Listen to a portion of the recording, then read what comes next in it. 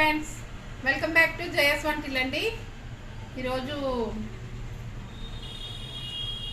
కరివేపాకు కారపొడి చేస్తున్నానండి. కావాల్సిన పదార్థాలు ఇవ్వండి. కరివేపాకు కడిగిసి ఆరబెట్టేసి కప్పుతో తీసుకున్నానండి. ఎండుమిర్చి ఒక 10, కందిపప్పు ఒక 3 స్పూన్లు నుండి ఇలా తీసుకున్నానండి. మినపప్పు ఒక 2 స్పూన్లు అండి. ఒక 1/2 స్పూను ధనియాలు, 1/2 స్పూను జీలకర్ర అండి. ఒక చిన్న నిమ్మకాయ సైజు చింతపండు అండి. ఒక 2 స్పూన్లు సాల్ట్, ఒక చిటికెడు ఇంగు వేస్తామండి.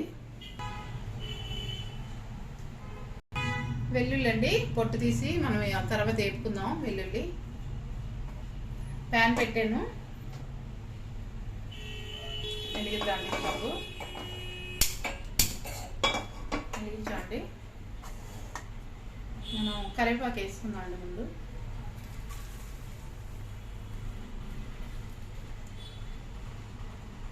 వేగాయండి.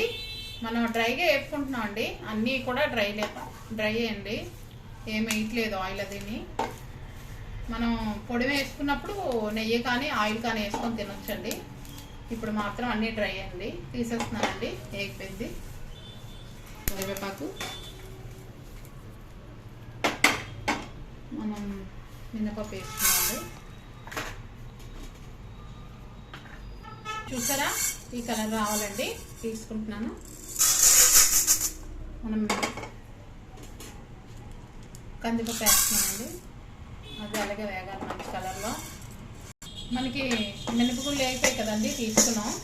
ఇప్పుడు కందిపప్పు కూడా వేగిపోయింది, తీస్తున్నానండి పక్కన. జీలకర్ర ధనియాలు వేసుకున్నానండి. ఎండుమిర్చి కూడా వేసేస్తున్నానండి అందులోని.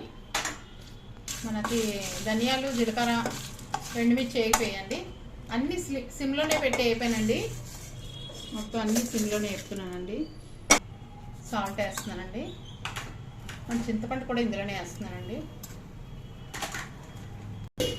సాల్ట్, వెల్లుల్లి, చింతపండు మొత్తం ఒకసారి వేపుతున్నానండి. పొట్టు తీసానండి వెల్లుల్లి. మనకి ఇంగు కూడా వేస్తున్నానండి కొద్దిగా. మనం ఇంగు కూడా వేపించుకుందాం. మన చింతపండు, వెల్లుల్లి, సాల్ట్, ఇంగువ వేగిపోయండి. మనం స్టవ్ ఆపేస్తున్నాను. కరివేపాకు వేస్తున్నానండి మిక్సీలో. మనకు అన్నీ చల్లారిపోయాకే మిక్సీ చేయాలండి. మనం అన్నీ వేసుకున్నాం కదా డ్రైగా, అవన్నీ చల్లారిపోయాకే మిక్సీ చేయాలి. సిమ్లోనే వేపామండి అన్నీని. మొత్తం కలిపేసి మిక్సీ చేసుకోవడమే.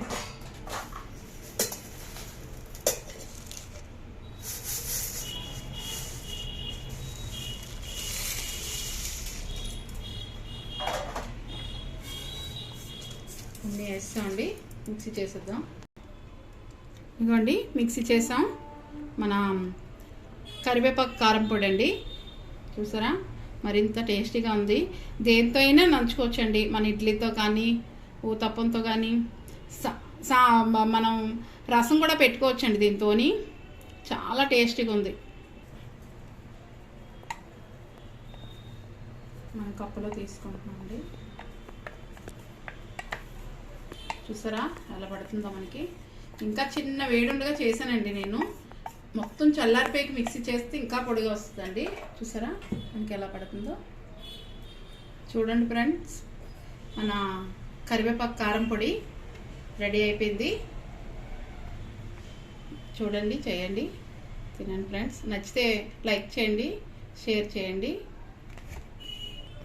సబ్స్క్రైబ్ చేయండి నచ్చితే. బాయ్ ఫ్రెండ్స్, నెక్స్ట్ వీడియో కలుద్దామండి.